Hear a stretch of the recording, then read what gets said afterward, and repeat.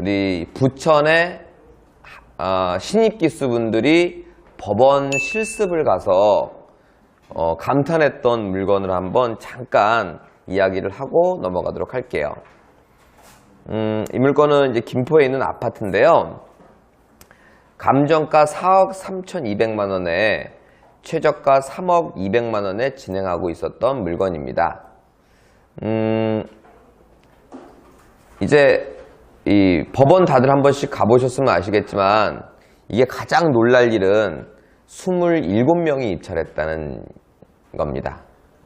자, 법원에 이렇게 있으면 이제 일반적으로 아파트를 하시는 분들은 실수요자 외에는 다들 이제 초보자라고 보여지는데요. 그 초보자분들은 일단 이제 여러 가지 특징 중에 하나가 혼자 오질 잘 않아요. 친구나 뭐 동료나 가족이나 뭐 이런 분들이랑 같이 다니죠. 그럼 27명이 왔다, 약 30명이 왔다. 그럼 한 사람당 3명만 치더라도 이 사건 하나로 90명이 온 겁니다. 그래서 가끔 물건 하나 딱 끝나면 갑자기 법원이 썰렁해지는 그런 것들이 있어요. 이런 것들이 이제 보통 이런 아파트에 다수가 몰리는 경우입니다. 여러분들한테 한번 이제 토의식으로 질문을 한번 드려보자면 이 물건, 27명이 입찰자가 많은 물건은 좋은 물건인가요? 자, 여러분들 이제 저한테 세뇌를 당하시는 건지 아니면 수준이 높아지시는 건지 둘 중에 하나일 텐데 좋은 물건도 입찰자가 많으면 덜 좋아지거나 나빠집니다. 자, 그거를 일단 명심하시고 나아가 여러분들은 경쟁이 없거나 또는 여러분 혼자 단독 입찰할 물건으로 계속 추진을 하시고 목표를 두셔야 됩니다. 자, 이것 같은 경우는 이제 법원에서 실제로 분위기가 어떠냐면 고양이 지원은 그렇게 하는 거 아시죠? 명수부터 먼저 불러주는 거 아시죠? 명수부터 다 부르고 처음으로 돌아가서 발표하지 않습니까? 그럼 이제 예를 들어 1번 물건에 1명, 2번 물건에 5명, 3번 물건에 4명, 4번 물건에 3명 이러다가 갑자기 몇 번 물건에 27명 이러면 우와 이럽니다. 와 무슨 물건인지도 모르고 일단 감탄사가 한번 나오고요. 그리고 다 발표가 끝나고 다시 처음으로 돌아가서 진짜 발표, 그러니까 낙찰자가 누구며 얼마를 입찰했으며 이런 것들을 발표하죠. 자, 그런 분위기가 나오고 이제 초보자분들, 경매 경험이 없는 이제 간접 경험이든 여러분들은 직접 경험은 많이 없는 상태입니다. 그걸 좀 안타까워하셔야 되는데 그래서 제가 간접 경험을 계속 여러분들한테 직접 경험한 것처럼 계속 말씀을 드리는 겁니다. 근데 경험이 없는 분들은 일단 저 물건 괜찮은 물건이구나 라고 생각을 합니다. 자, 그리고 또 하나 또 신기한 게 있습니다. 여러분들이 특별한 교육이나 멘토가 없이 그냥 경매 시장에 나가면 여러분이 만약에 입찰하는 물건이 있다면 대체로 경쟁이 심할 겁니다. 대체로. 그럼 이제 긍정적인 사고가 굉장히 중요한데 저는 그랬습니다. 저는 굉장히 좀 긍정적인 스타일이라 이렇게 생각을 했어요. 처음에는. 야, 나는 물건 잘 고르나 봐. 내가 입찰하는 것마다 10명, 20명씩 꼭 들어온다. 그렇게 착각을 했었습니다. 그건 물건이 잘 고르는 게 아니고 쉬운 물건을 고르는 겁니다. 보시다시피 이거 같은 경우는 아파트고 내려보면 점유자도 2천만 원짜리 후순위 임차인이 전입되어 있는 가장 대표적인 편안한 물건이라고 생각하시면 됩니다.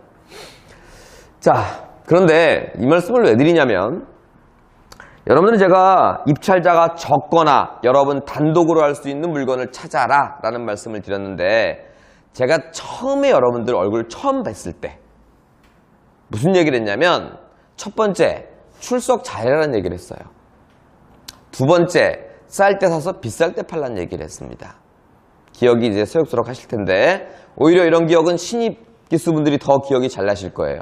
세 번째 했던 얘기가 뭐였냐면 감정가 때부터 조사를 해라였습니다. 기억나시나요? 자, 이 물건이 좋다 나쁘다 우린 몰라요. 모른다는 가정하에 그냥 이 결과만 보고 나서 말씀을 드립니다. 감정가 때 입찰자가 몇 명이었나요? 감정가 때 아무도 없었으니까 유찰됐겠죠? 입찰자 빵명이었죠. 자, 그 감정가가 4억 3천입니다. 낙찰가는 얼마입니까? 4억 6천이고요. 그러면 감정가 때 여러분들이 조사를 했다면 또는 저희 27명 중에 한 명이라도 감정가 때 조사를 했다면 지금 낙찰가보다는 3천만 원 싸게 살 수 있을 겁니다.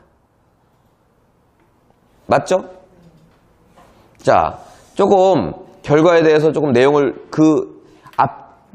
제가 이 경험을 하도 이제 많이 경험하다 보니까 이 낙찰자나 이 경험은 앞이 뻔합니다, 미래가.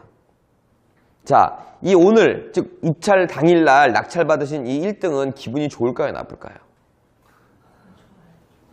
기분이 막 나빠? 그럴 리는 없을 거야. 내가 보기에는 날아갈 듯 할걸? 너무 좋습니다, 기분. 그리고 또 액션 하나 취해볼까? 낙찰을 받고 영수증 딱 받아서 나오면 막 이 떨렸던 기분과 이 희열이 장난이 아닙니다. 그리고 이제 딱 나오면 막 사람들이 볼펜 주고 사탕 주고 명함 주고 막 하고 막 이렇게 시상식 꽃다발 쌓이듯이 막 쌓여요. 뭐예요? 그러니까 대출 받으래. 자기한테 받으래. 막 그리고 계속 이름 물어보고 전화번호 물어보고 막 그래요. 그래서 왜 그러니까 자기가 이제 흔히 말해서 DB 데이터베이스를 좀 받으려고 하겠죠. 그러면 또 이제 약간 거만해져갖고 원래 안 가르쳐 드리는데 010 이렇게 가르쳐 줘. 그리고 이제 집에 와서 뭐 1등을 했내느니 2등하고 얼마 차이가 안 되느니 뭐 이런 얘기를 일주일 동안 내내 합니다. 올해는 뭐 잘 풀릴 것 같다느니. 그리고 이제 명도하고 이제 잔금 내고 명도하고 등기하고 해갖고 이제 투자로 사셨다면 이제 팔고 나서 항상 이런 생각이 나죠. 내가 이거 하려고 이 정도 벌려고 이거 했나? 4억 돈을 넘게 투자를 했나? 이런 생각이 앞이 훤히 보인다는 게 이겁니다. 그러면 기쁨은 일주일.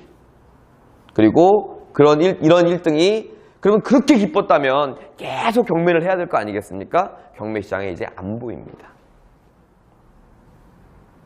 근데 이분이 얼마를 남길지 모르겠지만 감정가 때 입찰을 했다면 이분보다는 적어도 3천만 원은 이득 보실 겁니다. 맞습니까? 그래서 제가 계속 감정가 시세 아니니까 그리고 감정가 때만 경쟁이 없으니까 그 두 가지 이유로 계속 감정가 때부터 조사를 해라 라는 말씀을 누누이 드리는 겁니다.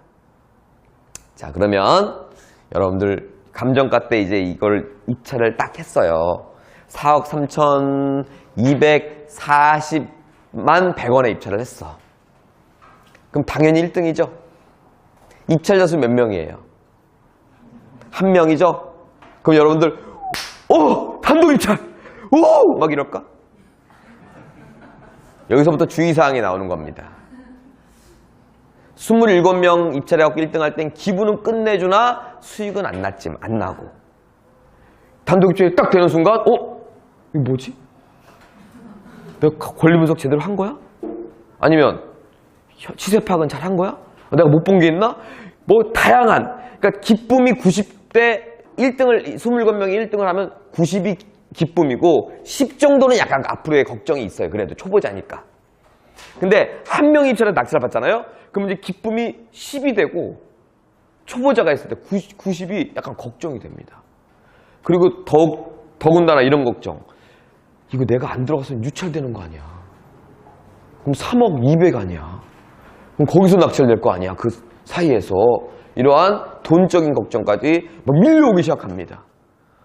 그러면 이제 기쁜 표정은 언덕한 데 없고 그냥 터벅터벅 걸어 나오면 낙찰받으면 보통 발랄하게 걸어 나오는데 그거 보고 사람들이 볼펜 주고 사탕 주고 하는데 이렇게 나오면 사탕도 잘 안 줘.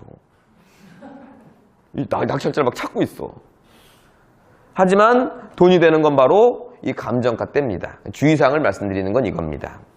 그러면 기분이 좋지도 않은데 기분이 좋은 것처럼 해? 이게 아니고요. 이게 아니고 여러분들은 정확한 시세를 파악해서 그거보다 얼마를 싸게 사는지를 목표로 두셔야지 내가 2등과 얼마가 차이밖에 안 나야 되겠다는 걸 목표로 두시면 아예 다른 쪽으로 가시는 겁니다. 그런데도 불구하고 제가 이렇게 교육을 뭐 몇 달에 한 번씩 계속 주입식으로 교육을 해도 내가 어저께 1등, 2등하고 5만 원 차이가 났잖아. 이걸 갖고 기뻐하고. 그럼 시세는 얼마인데? 얼마 정도 한다 그러던데. 여기서 끝나고. 이해 가시죠? 자, 과거에는 이랬어요. 제가 처음 경매할 때만 해도 정말 그런 사람들이 많이 있었습니다. 내가 낙찰받은 금액보다는 2등과의 차이가 얼마가 날지 그게 더 궁금했던 사람들이 많았습니다만 지금 전문가라고 말하는 사람들은 하나같이 그런 걸 신경 쓰지 않습니다. 내가 얼마나 시세보다 싸게 사느냐. 그게 진짜 중요합니다. 그래서 내가 이거를 1억을 싸게 사야 되겠다. 근데 이게 5억 2천이고 4억 2천을 샀는데 혼자 들어왔어. 그럼 여러분들은 오늘 너무 기쁜 날인 겁니다. 그런데 뭐 한 번 유찰돼 갖고 내가 27명 중에 1등을 한번 해봐야 되겠다. 이렇게 되면 이제 그거는 목표, 그러니까 우리가 돈을 버는 목표랑은 다른 쪽으로 가신다는 얘기입니다. 그리고 1등을 하면 꼭 돈을 번 것처럼 잠깐 느껴지고 시간이 지나가면 돈도 벌리지 않는 이상한 현상들이 벌어지죠. 자, 다시 갑니다. 오늘은 1등이 뛸 듯이 기쁜 날입니다. 27명 중. 그러면 꼴등은 기분이 어떨까? 27명 중에 대부분은 1등 하려고 입찰했겠죠. 야, 내가 경매 옛날에 무슨 농수산물 경매를 해봤는데 나한테 그런 소리 되게 많이 해, 진짜로. 내가 옛날에 뭐 건설 입찰을 해봤는데 뭘 해봤는데 맨날 옛날 경험 한 번 한두 번을 얘기하면서 이런 건 한 3억, 한 4천 써주면 돼. 그래요. 왜요? 그러니까 우리나라 사람들 3자를 좋아하더라고. 3억 3자를 딱 하고 뒷자리까지 열심히 써 꼴등, 27등이래. 그럼 이제 기분이 어떠냐? 이런 노래 있죠. 나는 누군가, 여긴 어딘가. 도대체 여기 왜 왔나? 이런 생각이 들어요. 이 20등부터 27등까지는 다 그래요. 그 중간 등수 있죠. 중간 등수들. 그러니까 10등부터 20등까지는 막 욕한다. 1등. 여러분들도 가끔 욕하대. 뭐 먹을 거 했다고. 신경 쓰지 마세요. 우린 다른 경매 해야 되니까. 우린 감정가 때 경매해야 되니까. 이걸로만 하나로만 따지면. 그리고 이제 제일 열받는 사람이 누굴까요? 2등은 결과를 모르니까, 그거에 대한 수익을 모르니까 그냥 열받아요. 제가 또 초보 때 예전 생각을 하면 첫 번째 아까 뭐라 했죠 제가? 나 물건 잘 고르나 봐. 나 입찰하는 거 맨날 20명 들어와. 이건 물건을 잘 고른 게 아니라 쉬운 물건을 골랐다는 결론이었고 나중에 보니까. 그리고 제가 하는 또 하나의 하소연이 뭐였냐면 그 당시에 난 꼭 2등 아니면 3등 하더라. 이거였어요. 2등은 이제 두 가지 앞으로의 목표를 잡습니다. 첫 번째 목표는 너무 아까워. 다음에는 1,000만 원 더 써서 1등 해야지. 이 목표를 제일 많이 잡습니다. 무슨 얘기인지 아시겠어요? 이거 한 돈 1,000만 원 차이 났거든요. 한 1,000만 원 더 써갖고 1등 해야지. 그러면 그날 기분 좋고 돈 못 벌고 그 결과가 이제 경매 안 하고 이런 결과가 나오고요. 이제 소수의 결론은 이렇게 납니다. 아무리 계산기를 두들겨도 내가 지금 돈 1,000만 원 남기려고 4억 5천을 썼는데 4억 6천은 남지 않는다. 그걸 저처럼 2, 3등을 계속 하다 보면 그런 결론을 내는 분들이 소수가 나와요. 안타까운 건 그게 다수여야 되고 좀 더 써갖고 1등 하자 이게 소수여야 되는데 어리석은 결론이 소수여야 되는데 반대로 더 써갖고 1등 하자가 더 많습니다. 가처분 바로 들어갑니다.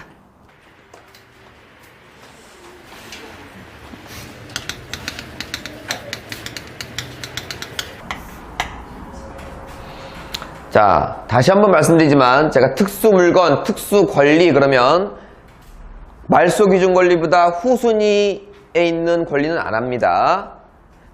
지금 제가 가처분 그러면 다 자연스레 말소 기준 권리보다 위에 있는 가처분을 설명하는구나 라고 생각하시면 됩니다. 자, 말소 기준 권리보다 위에 있는 겁니다. 자, 가처분이란 뭐 사전이나 네이버에도 찾아보면 가처분 치면 바로 나옵니다. 그런데 그 용어가 상당히 법률적 용어여서 봐도 뭔 말인지 모르겠어요. 그리고 이제 뉴스나 이런 데 보면 어느 기업을 가처분했다느니 어느 부동산을 가처분했다느니 가끔 들으신 적이 있을 겁니다. 그럼 저는 편하게 이렇게 설명 들어보겠습니다. 가처분이란 소송이나 집행의 전 단계다. 이렇게 표현하겠습니다. 집행을 하기 위한 전 단계, 소송을 하기 위한 전 단계 이렇게 표현하겠습니다. 집행을 수월케 하기 위한 전 단계, 소송을 수월케 하기 위한 전 단계 이렇게 표현을 해볼게요. 자, 오늘 교육하고는 조금 관계가 없으나 경매하는 사람들이 가장 많이 하는 가처분을 한번 소개해 드려 보겠습니다.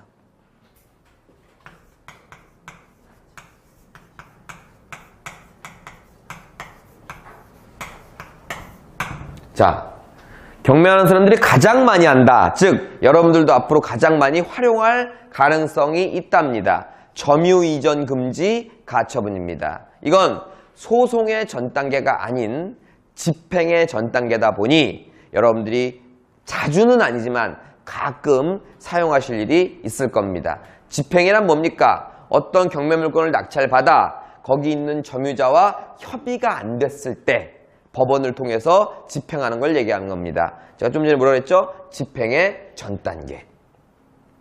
자, 협의라는 게 이렇습니다. 여러분들 경매 예를 들어 아파트를 낙찰받았다, 상가를 받았다. 그렇다면 이사 비용이 반드시 나간다는 아니지만 이사 비용이 나갈 확률이 꽤 있습니다. 꽤.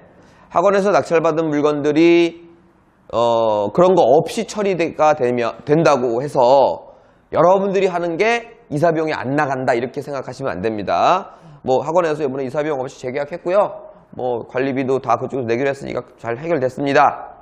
이러면 그건 어떤 전문가들이 그렇게 작업을 한 거고 일반적인 원칙도 여러분들이 아셔야 되는 겁니다. 일반적으로는 이사 비용을 줘야 나간다는 아닙니다. 제가 거기 점유자입니다. 여러분들이 이사 비용을 주기로 했어요. 주려고 이사 비용을 달래 내가. 얼마를 달래니까 1,000만 원을 달래. 그러면 1,000만 원이라는 돈이 큰 돈인가 작은 돈인가 감을 잡으셔야 된다는 얘기입니다. 자, 제가 100평짜리 상가의 임차인이에요. 근데 이사 비용을 1,000만 원을 달래요. 자, 그러면 이렇게 한번 계산해 보겠습니다. 여러분들이 그 100평짜리를 집행할 때 강제 집행 비용이 얼마나 들지를. 그러니까 법원에서 얼마 받을지입니다. 아시겠죠? 자, 평당 10만 원 쳐보겠습니다. 10만 원. 그 얼마죠? 1,000만 원이죠? 그러면 제가 저를 1,000만 원 주고 이사 비용을 주고 내보내는 거나 법원에서 1,000만 원 주고 끌려나가는 거나 비용은 같다는 겁니다. 그래서 이사 비용 1,000만 원 이렇게 총액을 따질 게 아니라 평당가로 따지시는데 사실 10만 원이 조금 더 들어갑니다. 제가 여러분들 기억하기 편하시라고 10만 원 그러지만 10만 원 초반대다 이렇게 생각하시면 됩니다. 자, 여러분들이 33평형 32, 33, 34 요거 우리나라 제일 많은 평수죠. 요게 다 등기 떼보면 25.7로 찍힙니다. 옛날 지금은 국민주택 규모라는 개념이 없어졌지만 과거에 국민주택 규모의 25평이 실면적 기준, 등기는 다 분양면적이 아니라 전용면적이다 보니까 25평이라는 얘기입니다. 그러면 10만 원 치면 250만 원이에요. 즉 분양면적으로 하지 않는다는 얘기입니다. 250만 원인데 제가 300만 원 주세요. 이사비용으로 나가드릴 테니까. 주실래요? 안 주실래요? 그런 정도는 괜찮을 것 같아. 근데 아까처럼 한 돈 1,000만 원 주세요. 그러면 그걸 주지 않고 그 250만 원을 어디에요? 법원으로 주셔야 되겠죠. 맞죠? 그렇게 그 이사 비용은 줄 수도 있고 안 줄 수도 있지만 이제 얘가 너무 무리하게 달라 그러면 뭐 학원이 있는 입장에서는 저한테 상담을 다시 한번 해보시면 좋겠지만 그런 게 없다면 250만 원을 기준으로 난 마지노선이 한 50만 원이야 아니 100만 원이야 그 마지노선을 두고 무리하게 요구한다면 당연히 법원에다가 신청을 하셔야 될 겁니다. 학원 같은 경우는 이제 전문가 같은 경우는 이제 그런 협상이 많이 하다 보니까 상대를 뭐 압박하거나 이런 것들을 통해서 그런 것들이 없거나 적게 하지만 원칙은 그렇단 말입니다. 그러면 여러분들이 공장을 낙찰받을 사람이에요. 한 30억, 40억 되는 공장을 낙찰받을 사람인데 건물이 1000평이야. 10만 원만 쳐도 얼마예요? 1억이에요, 1억. 맞죠? 나 이사비용 1억 줬어. 많이 준 거 아닙니다. 정상적으로 준 거예요. 2억 줬어. 그럼 많이 준 거죠, 당연히. 그런 기준으로 집행 비용을 판단하시길 바라는데요. 학원에서도 가끔 강제 집행을 하죠. 대표적인 케이스, 유치권 비용을 무리하게 요구하는 점유자. 한 10억 신고해놨어, 10억짜리 부동산에. 내가 한 20%까지는 줄 마음이 있어. 걔가 실수한 게 있으니까. 근데 유치권은 아니야. 예를 들어 이런 거죠. 뭐 사우나라든가 뭐 모텔이라든가 이런 것들이 거기에는 영어권부터 시작해서 TV나 침대나 이런 것들이 있지 않습니까? 이런 것들이 내보내면 우리 게 아니죠. 그럼 그거 침대까지 싹 집행한다고. 그럼 난 새 걸로 싹 때려놔야 돼. 수억 들어가, 예를 들어서. 그럼 이제 못 이기는 척하고 내가 유치권 비용으로 줄 테니까 다 넘겨 그냥. 너 어차피 저거 가면 다 고물을 팔아야 돼. 이해 가시죠? 유치권을 준다는 게 아니라 유치권을 주장하니까 그 사람 명분도 살려줄 겸 그렇게 좀 얻어오는 그런 협상이 좀 이루어지는데요. 무조건 10억 달래. 그럼 방법이 없잖아요. 그래서 학원에서도 가끔은 1년에 한 건에서 2건꼴로 집행이 이루어지는 겁니다. 자, 그런데 제가 홍길동이에요. 그 유치권자 또는 점유자가. 근데 여러분들이 홍길동을 딱 신청해갖고 이 협상이 안 되니까 이 집행을 딱 신청을 했어요. 돈을. 이것도 알아두실 게 중요한 건 아니지만 집행이 다 끝나고 돈을 주는 게 아니고 돈을 줘야 집행을 합니다. 남는 게 있으면 돌려받고. 그래서 걔네들이 좀 넉넉하게 받아요. 모자르는 게 있으면 또 받는 걸로 잘 안 하고 넉넉하게 받고 집행이 다 끝나고 용역 처리 다 하고 나서 비용을 이제 돌려주는 방식으로 많이 하죠. 자, 그래서 홍길동을 집행하라고 신청을 하면 여러분들한테 한 달 안에 전화가 옵니다. 뭐 문서가 오는 게 아니고. 느닷없이 집행관실인데요. 몇 월 며칠 몇 시에 시간 되세요? 이래요. 느닷없이. 근데 가만 생각하면 내가 집행 신청을 했거든? 네네네. 그럼 대체로 아침이에요. 일찍. 웬만하면 그날 다른 약속 잡지 마시고 그날 집행 약속을 하세요. 그래도 그날 골프 부킹이 있어 안 되는데요. 네. 그럼 끊고 또 한 달 있다 전화 와요. 그러니까 웬만큼 잡으시고 같이 나가죠. 나가서 이제 딱 가갖고 이제 문을 개방을 하고 딱 들어갔더니 홍길동 씨 민사집행본 몇 조 몇 호에서 강제 집행하겠습니다 하고 들어오려고 그러는데 홍길동이 어제 이사 갔는데요? 저 어저께 새로 들어온 홍개똥이에요. 진짜로 당사자가 바뀌었어. 그러면 집행할 수 있을까 못할까요? 못한다는 얘기입니다. 일반적으로는. 그러세요? 어떻게 된 거지? 집행관이 이렇게 신분증 다 확인하고 진짜래요. 어저께 이사 가고 이사 오셨네요. 그러면 낙찰자 다시 신청하세요. 홍개똥 씨로. 그리고 가요. 이게 뭐야 이게. 또 시간은 비용은 둘째치고 시간이 또 많이 걸리잖아요. 그래서 또 홍개똥으로 해갖고 또 신청하니까 한 달에 전화하고 또 약속 잡고 다 갔어요. 또 일주일 전에 저 이사 갔대. 홍소똥이래 자기는.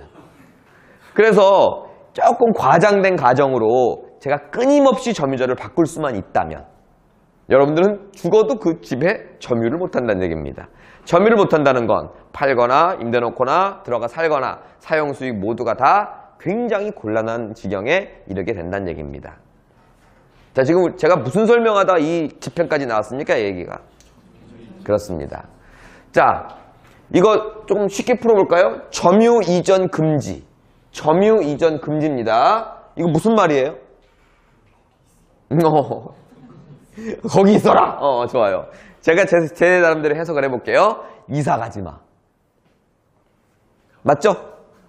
자, 이 얘기는 무슨 얘기냐면 이사 오지도 마. 이 얘기예요.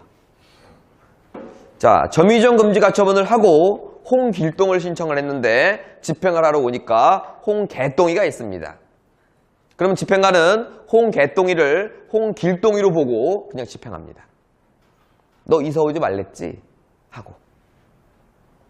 좀 편하게 말씀드리면 일당으로 본다는 얘기입니다. 그래서 여러분들이 가끔 경매에 가장 자주 등장하는 가처분이고 이게 소송의 전 단계는 아닌 집행의 전 단계라고 생각하시고 하시면 됩니다. 확실한 집행이 이루어지는 반면에 약간의 단점도 있습니다. 단점이란 첫째, 두 번의 집행, 한 번은 점유이전 금지 집행이 한 번 나와야 되고 두 번째는 실제 집행이 나와야 되기 때문에 시간이 2배 더 걸립니다. 한 달 걸릴 거 2달 걸린다는 얘기입니다. 두 번째, 점유이전 금지 가처분도 법원 직원이 한번 나오는 거기 때문에 인건비 및 수수료가 일부 조금 들어갑니다. 그래서 학원에서 공동입찰하는 것들 잘 안 해요. 이거. 왜? 시간 더 걸리고 돈 들어가니까. 이제 내 돈이면 내가 내겠는데 공동투자는 여러분 돈이잖아. 근데 열에 하나는 꼭 똥 밟아. 속된 말로. 근데 할걸 이런 거 있잖아요. 돈 좀 들이고 할걸 이러는 게 미래를 예측할 수 없기에 조금 그런 거예요. 잔돈이지만 한 달이지만 시간이 이거 안 해도 될 것 같은데 그냥 협의나 아니면 집행될 것 같은데 그런 거기 때문에 확실히 조금 질이 좀 덜 좋다라는 느낌이 딱 오면 해놓으시는 게 시간적으로나 돈은 조금 더 들어가지만 안전하게 집행할 수 있다. 여러분들이 시간적 여유가 많아요. 그럼 그냥 집행하시면 돼요. 영원히 점유자를 바꾸거나 장난칠 사람은 없으니까.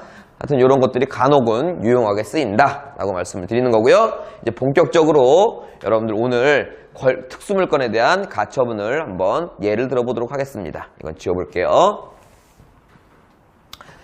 자, 가처분에는 좀 전과 같이 앞에 성이 붙습니다. 점유이전 금지 가처분, 무슨 가처분. 그건 종류가 너무너무 많은데요. 여러분들이 앞으로 대부분 볼 가처분이